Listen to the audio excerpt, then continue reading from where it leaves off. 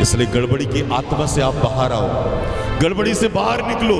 परमेश्वर की योजना को रोकने वाले नहीं, परमेश्वर की योजना को पूरा करने वाले बनो। मूल्य चुकाओ, कीमत चुकाओ, आज चुकाना है ताकि आप कल आनंद से रह सको। मेरे प्रियो, आपके पास दर्शन होना चाहिए और वो दर्शन को पूरा करने के लिए आपके पास एक मकसद होना चाहिए, एक योजना, एक अनुशासित जीवन। कभी उठ लिए 12 बजे प्रार्थना कर लिए, कभी उठ लिए 10 बजे प्रार्थना कर लिए, आप अनुशासित नहीं हो। मेरे प्रियो, एक डिसिप्लिन, मालूम है आपको एक डिसाइपल कौन होता है? एक डिसाइपल मतलब होता है चेला।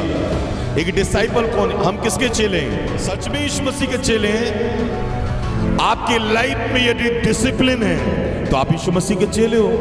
यदि आप अनडिसिप्लिन हो तो आप किसके चेले हो? समझ में आ रहा है?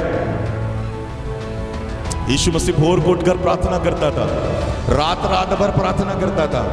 वो जानता था मेरे पिता के सामने में रहने के लिए मुझे काय में रहना है? डिसिप्लिन में। सही है कि नहीं?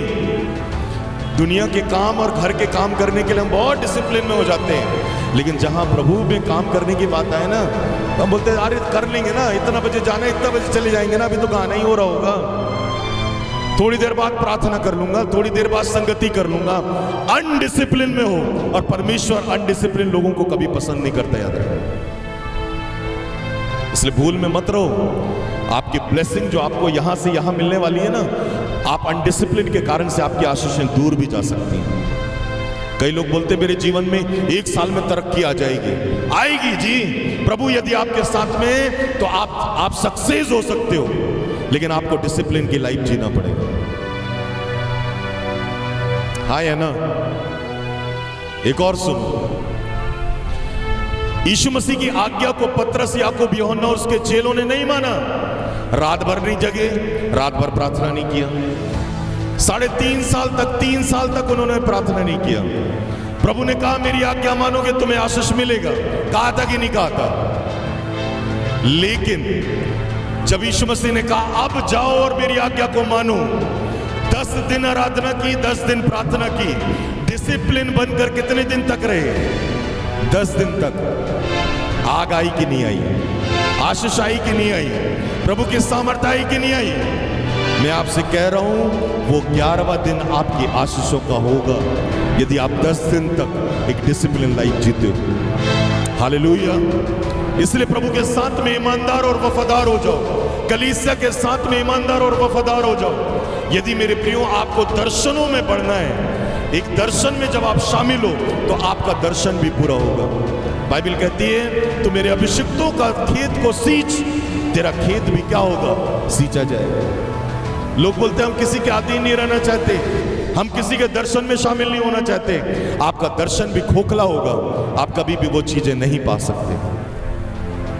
आप कितना भी कुछ कर लो, कितना भी अन्य भाषा बोल लो, कितना भी आप आत्मिक बातों को समझ लो, जान लो, आपके पास यदि आप अधीन नहीं हो, दर्शन में शामिल नहीं हो, आप कभी भी परमेश्वर के अद्भुत कामों को अपने जीवनों में नहीं देख सकते। हालेलुया। इसलिए इस बात को याद रखो मेरे प्रियो, इस कलीसिया का भी एक दर्शन है, मेरा भी एक दर्शन है, आपका भी एक दर्शन है।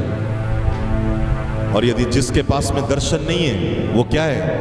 निरंकुश है। उसकी लाइफ में उदासी हमेशा बनी रहेगी। इसलिए आपको एक दर्शन में क्या होना पड़ेगा? शामिल होना पड़ेगा। मेरे प्रियो, अब्राहम के दर्शन में कौन शामिल हुआ? लूत। प्रभु ने उससे कहा चल मेरे साथ, उसके दर्शन में कौन शामिल हो गया? लूत। जब तक दर्शन में शामिल रहा वो क्या होता गया? ब्लेस। हालेलुया। वो ब्लेस होता गया, लेकिन दर्शन से जब दूर हुआ बर्बाद हो गया। आज आपको दर्शन में शामिल हो। हालेलुया। हम सब जमीन लेने वाले हैं, प्रॉमिस लैंड जिसमें हम जाना चाहते हैं। मैं आज आपसे कहना चाहता हूं ये कलीसिया का दर्शन है, ये मेरी आत्मिक मां पास्टर कंचन मित्तल का दर्शन है कि एक भवन यहां पर बनाया जाए, एक जमीन लिया जाए, प्रभु का काम छत्तीसगढ़ के द्वारा फैले। ये दर्शन है एक, और उस दर्शन में शामिल होने के लिए हमको क्या करना पड़ेगा? अपनी मर्जी को छोड़कर प्रभु की मर्जी को पूरा करना पड़ेगा। उसके लिए मूल्य अदा करना पड़ेगा। उसके लिए आपको दर्शन में शामिल होकर पढ़ना पड़ेगा। एक बहन मेरे पास